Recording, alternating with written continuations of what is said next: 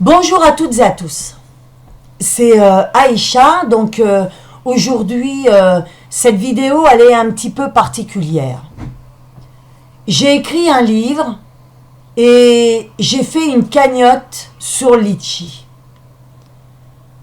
Pourquoi cette vidéo elle est particulière? Parce que aujourd'hui je vais vous solliciter. Pourquoi? Je vais vous expliquer le pourquoi. Donc ce livre, pour moi, il est très important. J'ai mis à peu près 4 ans à l'écrire parce que ce livre, il fallait qu'il mûrisse. Et c'est un livre qui aidera un maximum de personnes. Mais aujourd'hui, j'ai besoin de votre aide. Et je vais vous expliquer les raisons pour lesquelles je fais cette démarche et vous allez comprendre. Il s'avère que mon mari et moi, on habitait à Paris, en banlieue de Paris, et on a décidé donc de déménager pour habiter en province. Et forcément, on s'est retrouvé dans un endroit où pas de boulot. Moi, j'étais en congé parental, donc on s'est débrouillé pour travailler. J'ai cherché du travail à mon mari, je lui en ai trouvé. Il a été embauché. Il s'avère que quelques temps après, le patron se fait incarcérer, elle décède. Donc forcément, on se retrouve comme au début, sans boulot. Donc on n'a pas baissé les bras. Qu'est-ce qu'on a fait? On a rebondi, on a été chercher du travail. Mon mari, entre-temps, dans les boulots qu'il a fait, les entreprises où il a été, il a rencontré quelqu'un qui cherchait à se mettre à son compte. Et c'est vrai que tout seul, c'est pas évident. Donc, ils en ont discuté et mon mari me l'a présenté. Moi, j'étais pas très convaincue, mais bon. Il apportait aussi un côté financier, donc mon mari me dit, tu sais, il me dit, on va travailler ensemble, et puis après, moi, je lui vends les parts, et puis chacun repart de son côté. Mais ça ne s'est pas passé du tout comme ça. Ils ont trouvé le terrain, ils se sont installés. Quelques temps après, moi, je reçois des coups de téléphone des huissiers, des charges sociales. Et le soir, mon mari rentre, donc je lui en parle. Et il me dit, t'inquiète pas, ça va s'arranger, c'est normal, c'est le début. Bon, ok, ça va s'arranger, d'accord. Mais, à un moment donné, là, j'ai commencé à plus être d'accord parce que les huissiers venaient à la maison. Et j'avais sans arrêt des coups de téléphone des huissiers, des charges sociales, etc. Donc, ça commençait sérieusement à m'énerver, et donc j'ai pris l'initiative d'appeler l'URSSAF, puisque c'est les premières charges sociales, donc là j'ai eu une personne qui m'a expliqué que eh bien il les appelait pour leur dire qu'il allait déposer un acompte, mais jamais il a versé un centime. Donc là les soucis ont commencé. Le soir mon mari rentre, je lui ai expliqué, donc il me dit bah oui. Il me dit, il a détourné les fonds, etc. Donc nous, on était un petit peu perdus parce que complètement novices par rapport à la justice. On ne savait pas par quel bout commencer. Donc qu'est-ce qu'on a fait? On a été voir le président du tribunal de commerce à l'époque, donc en 99. Et donc le président du tribunal de commerce nous dit, bah déjà vous déposez plainte, et puis il dit à mon mari, vous retournez pas à l'entreprise. Donc mon mari il dit ok, il lui fait confiance. Et donc lui, l'associé à mon mari, il avait toute la liberté, parce que mon mari n'était plus à l'entreprise. Donc il avait toute la liberté pour détourner encore plus les fonds, et vendre le matériel, et etc. Et donc on ressort du tribunal de commerce. Derrière notre dos, le président du tribunal de commerce nous met en redressement judiciaire.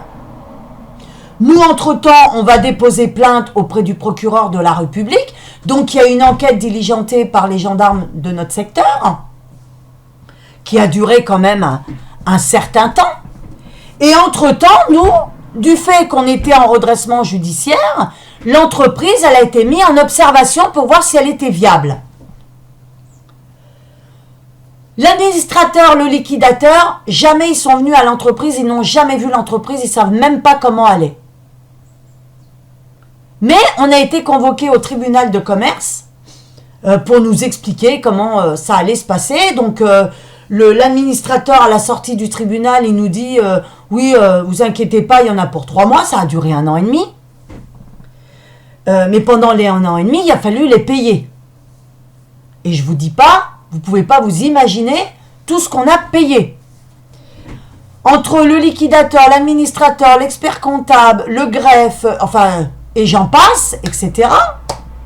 Donc il y en a en tout pour des millions d'euros, parce qu'aujourd'hui on est en euros.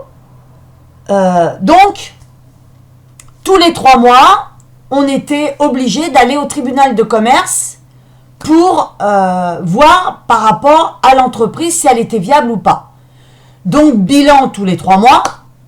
Et moi, toutes les semaines, j'étais obligée d'aller, de faire 50 km et d'aller voir celle qui s'occupait, le tuteur de l'entreprise. Donc, ce qu'il faut vous dire, c'est que ces gens-là, c'est des mafieux. Ils avaient un gâteau à se partager, ils en ont profité. Si on refusait le redressement judiciaire, ils nous prenaient la maison, ils nous prenaient l'entreprise, ils vendaient ça au rabais. Le liquidateur judiciaire, à un moment, je lui dis, mais la maison, elle est à moi aussi. Ah, il a dit, mais vous inquiétez pas, on vend la maison, on vous donne votre part. Ah bah oui, c'est facile comme ça. Donc, on était obligé de poursuivre et de se battre pour garder l'entreprise. Donc, on avait déposé plainte, on s'était dit au niveau de la justice, ça va fonctionner, ils vont se rendre compte que, et au niveau du tribunal de commerce, on s'est dit, comme il va y avoir l'enquête, ça va aller ensemble. Mais non, ça n'a pas été ensemble, du tout.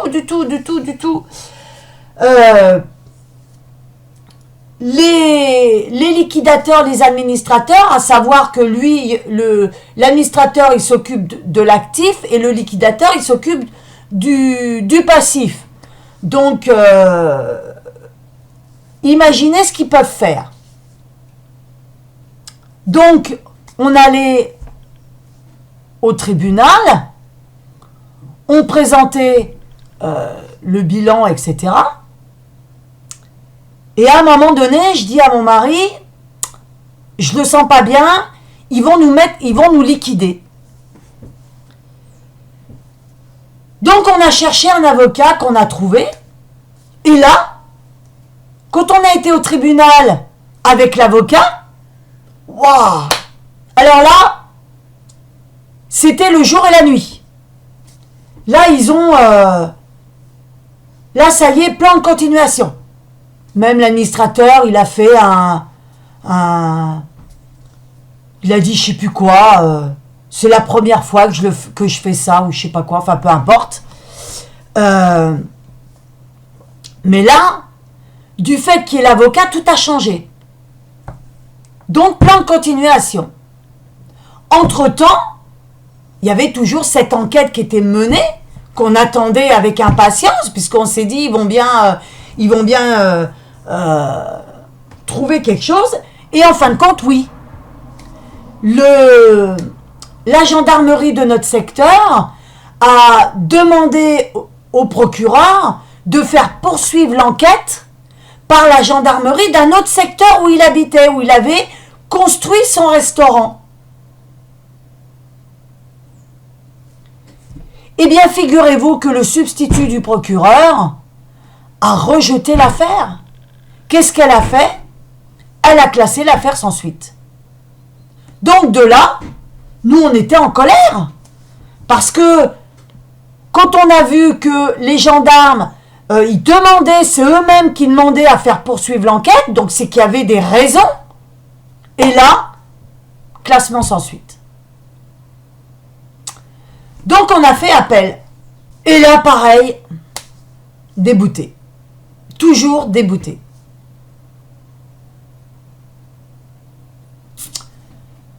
Donc, mon mari et moi, on était en colère. Qu'est-ce qu'on fait? Moi, je fais une lettre au garde des Sceaux. Et le garde des Sceaux, à l'époque, c'était Monsieur Perben et Jean-Pierre Raffarin qui étaient ministres. Qu'est-ce qu'on fait? On envoie une lettre au journal à l'Est éclair. Et comme eux, ils sont venus dans l'Aube, comme par hasard, ils réouvrent le dossier. Donc, rebelote, on retourne au tribunal pénal,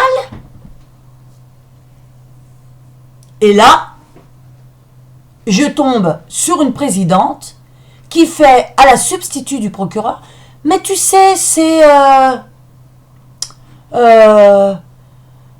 tu sais, madame substitut, là, elle a... tu sais, elle a classé l'affaire sans suite, là. Du style, tu sais, c'est un dossier de merde, quoi. Je voyais l'avocat qui essayait de défendre notre affaire, mais malheureusement,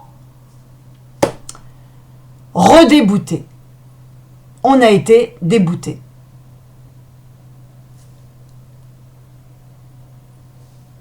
Entre-temps, on est passé en plan de continuation. Donc tous les mois, on payait. Et on payait. Et là, le parquet fait appel. Donc, on s'est dit, le parquet, il fait appel, c'est que ça va marcher. On change d'avocat.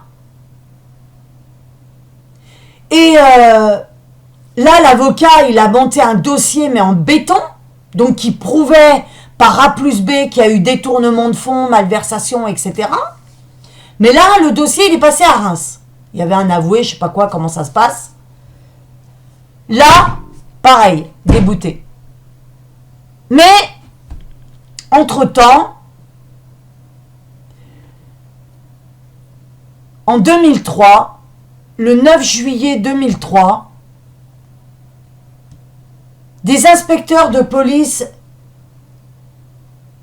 débarquent au restaurant où on mangeait le midi, puisque le soir on rentrait tard, donc j'avais pas le temps de faire à manger. La serveuse, elle vient nous voir et puis elle s'adresse à mon mari, elle lui dit il y a des inspecteurs de police qui vous cherchent pour votre fille Sabrina. Donc mon mari me dit vas-y. Qu'est-ce que je fais? Je me lève, je monte dans la voiture, puis je dis qu'est-ce qui se passe? Les inspecteurs me regardent et puis ils me disent madame, vous attendez d'être au poste. Puis sur un ton assez agressif. Bon, j'arrive au poste, puis moi je fais pas attention. Il m'emmène, je monte des escaliers, il m'enferme dans une salle. Puis l'inspecteur, il me dit asseyez-vous. Je lui dis non. Je dis dites-moi ce qui se passe pour ma fille. Il me dit votre fille est décédée. Je dis c'est pas possible, je dis c'est pas vrai, j'ai dit vous vous trompez. Et puis il me tend la carte d'identité de ma fille. Et là je suis obligée de le croire. Et il me dit elle a été tuée de 18 coups de couteau. Et là tout est sans dessus dessous dans ma tête. Ils appellent mon mari pour qu'il vienne au commissariat. Ils lui disent que j'étais tombée dans les pommes, donc mon mari il se doute de quelque chose, puisqu'il sait très bien que je tombe pas dans les pommes pour un oui ou pour un non. On arrive au commissariat, ils mettent les enfants en bas pour nous attendre, et mon mari il monte et il lui annonce la nouvelle. Et le soir à 19h, ils nous ont relâchés dans la rue. Ils nous ont renvoyés. Rentrez chez vous, il n'y a plus rien à voir. Avec nos 2 gamins. Car on venait d'apprendre que notre fille, elle a été tuée de 18 coups de couteau par une ordure que la justice a relâchée parce qu'il avait tué une mère de famille. Donc, notre fille, l'entreprise, on était complètement anéantis tous les deux. Et le plan de continuation, avec tout ça, moi j'avais oublié de le payer. Et là, convoqué au tribunal de commerce. Donc le tribunal de commerce, le président nous reçoit avec ses assesseurs, le liquidateur, l'administrateur, enfin tout ça. Et il nous dit, madame, il s'adresse à mon mari, puisque c'est l'entreprise à mon mari, et ils lui disent, comment ça se fait, vous avez pas payé 1 000 €. Il fait, donc mon mari, il dit, c'est ma femme qui s'en occupe, etc. Puis mon mari, il me dit, dis-leur. J'ai dit, écoutez, on vient d'apprendre que notre fille, elle a été tuée de 18 coups de couteau, l'entreprise. Mais il me dit, madame, il me dit, ça nous regarde pas, c'est pas notre problème, on va pas polémiquer là-dessus. Oh, alors là, j'ai failli bondir de ma chaise, sauter sur le liquidateur, le président, leur mettre mon poing dans la figure. Mon mari m'a retenu. Donc je me suis retrouvée comme ça, devant les charges sociales, pareil. J'avais été voir le gars de la TVA qui m'a dit, mais madame, si ça va pas, vous avez qu'à vous suicider et puis vous fermez l'entreprise. Enfin, je me suis retrouvée devant des gens de l'administration qui m'ont insulté à tout va, qui nous ont dit, mais on s'en fiche, c'est pas notre problème, vous avez ça à payer, vous le payez. Donc, entre-temps, le tribunal qui passe à Reims suite à l'appel du parquet, pareil là, débouté. On arrive à la fin du plan de continuation, puisqu'on est arrivé en fin 2009-2010. Et là, qu'est-ce qui se passe? On a la DRIR qui se pointe. Donc notre expert comptable nous l'avait dit. Il avait dit, une fois que vous allez terminer le plan de continuation, vous allez avoir la DRIR qui va vous sauter dessus. Ça n'a pas loupé. En 2009, on reçoit la DRIR à l'entreprise qui nous disent, il faut vous mettre aux normes. Non. Il était hors de question de dépenser, on venait de leur filer près de 130 000 €. Entre le plan de continuation, le redressement judiciaire, on n'arrivait pas à s'en sortir déjà. Et là, la DRIR qui se pointe. Donc mon mari et moi, on s'est dit, on ferme l'entreprise. On continue plus parce que là, il y en avait pour 50 000 € au moins à se mettre aux normes. Donc on s'est dit, c'est bon, stop, on arrête. Donc on a arrêté l'entreprise en 2010. Et qu'est-ce qui se passe? Mon mari, il est convoqué à la gendarmerie avec moi pour passer un après-midi au poste pour l'environnement. Ils nous posent des questions pour l'environnement. Ils sont venus prendre des photos, machin, etc. Et moi, je dis aux gendarmes, je leur dis, vous m'emmerdez. vous avez, la justice a tué ma fille, la justice a détruit ma vie, j'en ai rien à foutre de votre environnement, vous direz ça au procureur. Donc il y a un gendarme qui était sympa, qui a compris notre histoire. Il a dit je vais regarder votre dossier et je vais faire quelque chose en votre faveur. Mais ça ne s'est pas arrêté là. On a eu un gars de la DRIR qui nous a envoyé un courrier pour nous dire il faut qu'on analyse les sols. Donc, il fallait qu'on leur donne 10 000 euros. Là, on s'est dit, c'est bon, stop, il y en a marre, quoi. Donc, en 2010, quand on est commerçant, pas le droit au chômage. Donc, pas une thune. Puisque, déjà, on avait donné tous nos sous aux liquidateurs, l'administrateur, enfin, les charges sociales, la justice, etc. Pas une thune. Qu'est-ce qui se passe? On se retrouve au RSA. C'est pas grave, on a rebondi.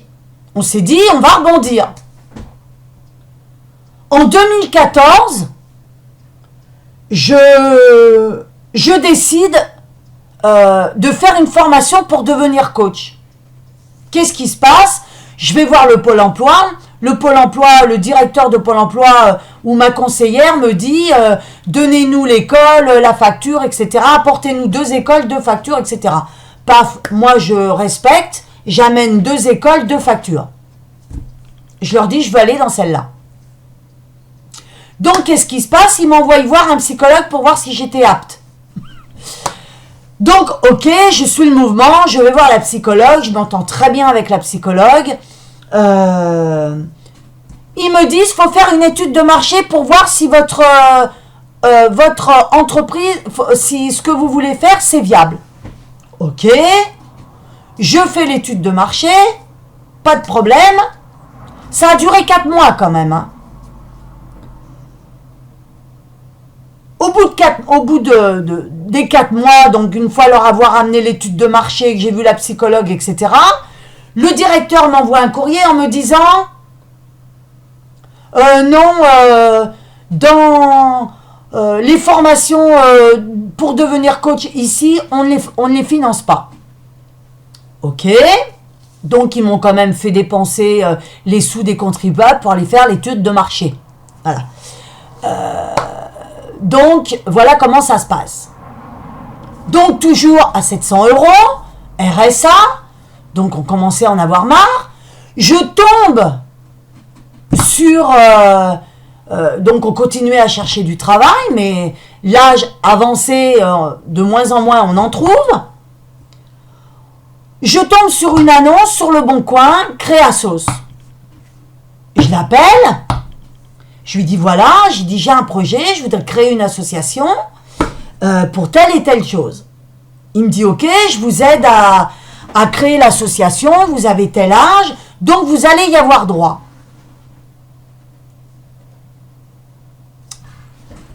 Donc, il me dit, vous mettez votre mari président et vous, trésorière ou animatrice de l'association. Ok, pas de souci. Donc je lui dis, est-ce que c'est bien légal? Il me dit, oui, c'est légal, vous y aviez droit. En plus, vous êtes au chômage, au RSA, vous y avez droit. Ok, il nous montre le dossier, tout est en règle, tout est légal. Mais le fait d'avoir 700 euros pour faire les démarches pour l'association, etc., les finances ne suffisaient pas. Mais malheureusement, on n'arrivait pas à avoir un prêt de qui que ce soit parce qu'aucune banque, aucun financeur ne voulait nous prêter de l'argent avec 700 euros pour rembourser, quoi. Donc, on contacte la Créasos et puis on lui dit comment on peut faire pour essayer de gagner un peu plus. Eh bien, il dit, vous trouvez un président et vous mettez votre mari salarié de l'association. Ça se fait, ok, c'est légal, oui, c'est légal. Qu'est-ce qu'on fait? On le fait. Mais malheureusement, on s'est fait avoir par Créasos. Le gars, il n'a pas monté de dossier, il n'a rien fait. Donc, on s'est retrouvé avec un monsieur qui était président Et entre-temps, on reçoit 2 personnes du ministère du Travail qui viennent me contrôler, moi. Comme on avait fait la demande pour que mon mari soit salarié, ils ont voulu contrôler. Ok, ils arrivent, on les reçoit, et donc on les reçoit dans l'ancien bureau de l'entreprise à mon mari qui était fermé. Ah ben ça a fait ni une ni deux dans leur tête, hein. Je dis à mon mari, quand ils sont partis, je dis ils vont nous créer des problèmes. Ah ben ça a pas loupé, hein. Ils ont mis emploi fictif. Sans chercher à comprendre, sans chercher quoi que ce soit. Emploi fictif. Ils se sont dit, son mari l'a embauché dans l'association pour la faire travailler à la casse.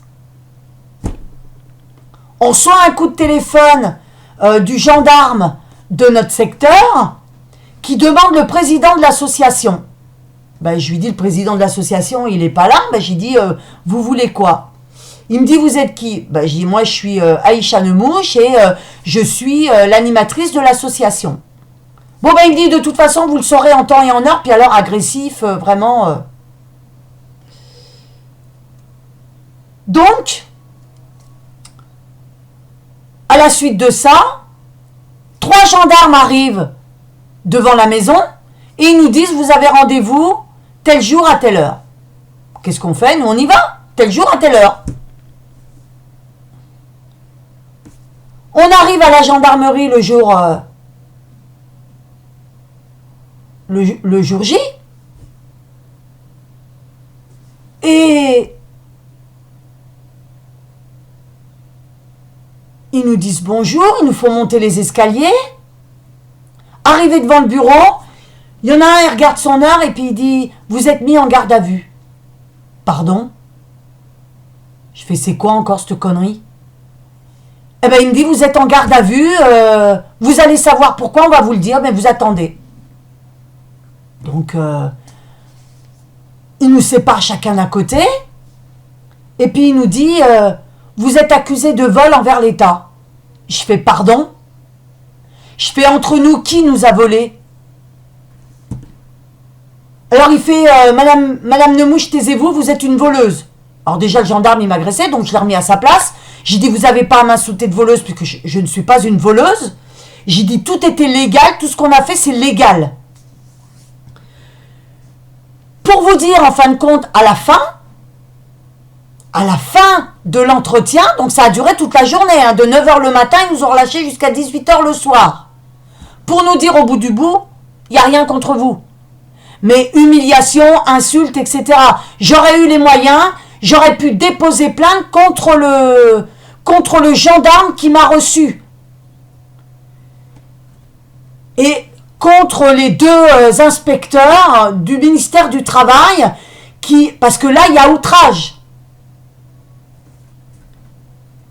Et en l'occurrence, l'URSSAF qui se permet de nous réclamer des sous.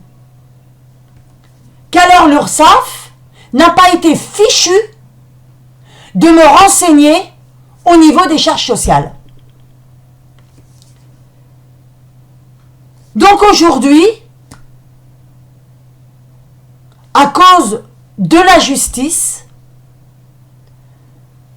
de ce qu'ils nous ont fait subir, on est dans un âge avancé tous les deux, où on n'arrive pas à trouver de travail, où on a été abusé de la justice. Et vous comprenez aujourd'hui pourquoi je fais cette cagnotte Litchi. Je sollicite votre aide pour que ce livre, qu'il puisse voir le jour et que ça se termine. Qu'on avance et qu'on passe à autre chose parce qu'il y en a marre, quoi. On a été abusé par une justice aujourd'hui. Il faut que vous compreniez que cette justice en France, elle n'existe pas. Ils font ce qu'ils veulent. Ce sont des mafieux. Parce que quand on a déposé plainte auprès du procureur de la République, avec les preuves qu'ils avaient, normalement, on n'aurait pas dû subir tout ça. Voilà. Eh bien, écoutez, j'espère que vous comprendrez ma démarche. Et mon mari et moi, on vous dit merci à tous de participer à cette cagnotte Litchi. Voilà. Eh bien, merci à tous de regarder cette vidéo jusqu'au bout.